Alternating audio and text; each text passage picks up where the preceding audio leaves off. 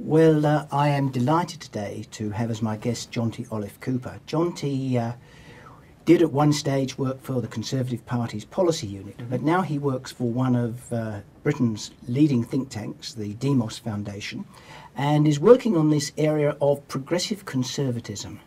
So, Jonty, what the hell is progressive conservatism? So progressive conservatism, in a nutshell, I think, is about a union between traditional fiscal conservatives and a social justice agenda, to say that to truly solve a social problem is not only the right thing to do, but the cheap thing to do as well. Both that's a conservative aim, I would say, but then the means to achieving it are conservative as well. So I would characterise those conservative means as being a reliance on civil society, on tradition, on community values. Now, that doesn't mean some kind of reactionary social agenda. That means building up civic society institutions, volunteering, charities. It might be something even much more informal than that, like a tea party where you get to know your neighbours. It's a whole spectrum of social activity which we want to foster and build, because we think that these conservative institutions and conservative techniques like choice and parental power, for example, in schools, are the best way to achieve progressive ends. So in a real sense, it's about trying to rebalance, I suppose, the relationship between the state and government and the citizens of a country. Very much so. I think that we're at a golden opportunity for a different kind of politics now, and that's a real cliche. That's the sort of thing that you'll hear politicians saying everywhere. But I actually think this time it might be true. And the reason why I'm optimistic is that the internet has created a completely different playing field for politics, which is only just beginning to be explored in a number of ways. Firstly, citizens can have a much better idea about what government is doing, because by publishing information, even if it's just in raw data formats, and offering prizes for people to reuse it in intelligent and interesting ways, we can make it clear and accessible, much easier for the citizens to have an idea of what the state is doing. Equally, the state can get a much better idea of what individuals want, because previously it was very hard to get qualitative comments, the real interesting feedback from people, except through large-scale surveys, which often have their inaccuracies, or enormous, very expensive consultations. So instead, you can move to a situation where you can get real, genuine feedback. But I think also it calls on the state to be thinking about civil society not as a way of improving the state's delivery and efficiency, but rather the other way around, to think about the state as something which is an adjunct and a supporter and an enabler for civil society organisations, be they charities or something less formal. So it's like the state almost becomes the catalyst. That's right, yeah. Now, one of the interesting things, of course, is I think in the United Kingdom, as in Australia, the role of not-for-profit organisations has become much more important in terms of delivering government policy. So much that, of course, to a very large extent, many of our not-for-profit organisations in Australia now have become major contracted providers of government services in employment and disability services and so on. Now, I don't think you're saying, well, there should be more of that. There's something profoundly beyond. So tell us how you see this relationship with not-for-profit organisations, communities will change. There's a myriad of answers there. You're quite right that the idea isn't that you suck in more and more large charities which are not necessarily any more efficient and which can be just as bureaucratic and difficult to deal with as a government institution, in fact perhaps more so sometimes. So the idea isn't to create more mega charities or to annex them somehow into government. Rather, what we're interested in is social innovation.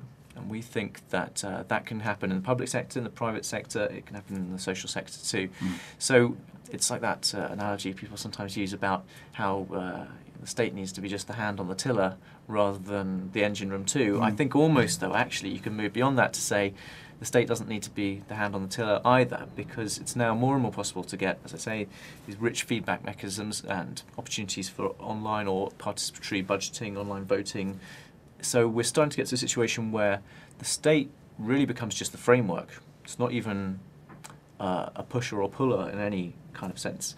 So what that means for charities in the third sector, I think that we like to see a much more flexible attitude to contracting.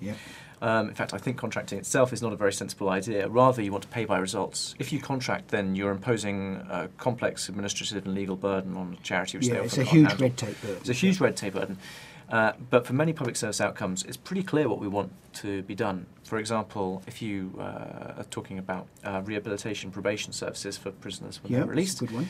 We know that many prisoners in Britain, about 2/3 of prisoners, will reoffend within 2 years, and that we know that prison is very expensive. So it's pretty clear what we want to happen, that prisoners don't reoffend.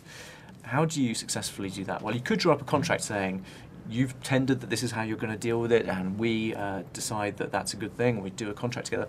Or you could just say, for every prisoner you manage to have not reoffending, then we will pay you the amount that it would have cost us to keep them in prison for a number of years. So the state saves money, and if the agency chooses to use a technique you haven't thought of, that's fine.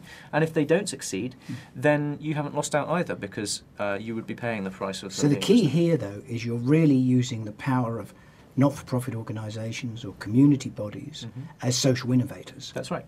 And actually you can go further than that. So we've seen a lot of examples in business over the last 5 years of shifting to a crowdsourced innovation model. By that I mean posing an open question, often online, doesn't have to be, but often is, and inviting responses. So it's like a prize competition, really.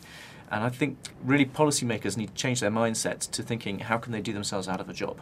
How can they obviate the need for central policy making at all? Because to our minds, local decisions are not only often better ones, but they have a reach and authenticity that's the really important thing. It's not that charities are more efficient, they may not be, but they reach people in the way that they need to be reached, they answer the questions they need to have answered, and what I guess we try to encapsulate that as is an idea of moving towards human government, in which you don't have to rely on what is basically a kind of relic of Henry Ford's way of thinking, a giant state machine. The thing is, they tend to have missions and values that play to that. The difficulty is that so often, to the extent they've worked with government then acts to actually constrain what they do to deliver the service.